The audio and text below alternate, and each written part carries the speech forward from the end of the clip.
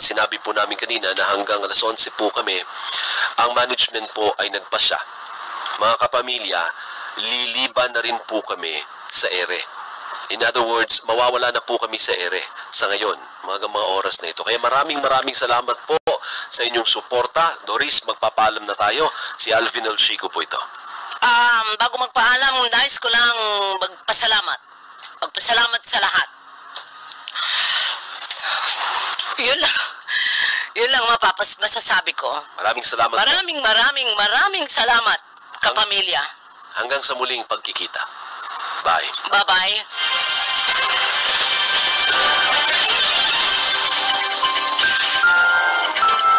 Sa nakalipas na 24 na oras ay sumahimpapawid ang DZMM Radyo Patrol sa Istrenta. Ito ay matatagpuan sa ABS-CBN Broadcast Center, Mother Ignacia Avenue, Corner Sergeant Esguerra, Diliman, Quezon City. Ang aming 50 kilowatt transmitter ay matatagpuan sa Navarrete Street, Panghulo, Ubando, Bulacan. Ito ay nasa ilalim ng pagmamayari at pamamahala ng ABS-CBN Corporation na may permit bilang BSD 0050-2016 REN.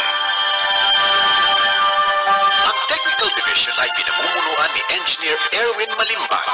Ang DZMM Studio ay nasa pamamahala ni Engineer Santos Bautista at Engineer Arden Ramos sa tulong ni Ramon Alano, Cesar Atienza, Benji Gilap, Ray Aganon, Michael Olariana, Harold Piozon, Richard Mendoza, Henry Lopez at Robert Saavedra na pawang lisensyado ng National Telecommunications Commission.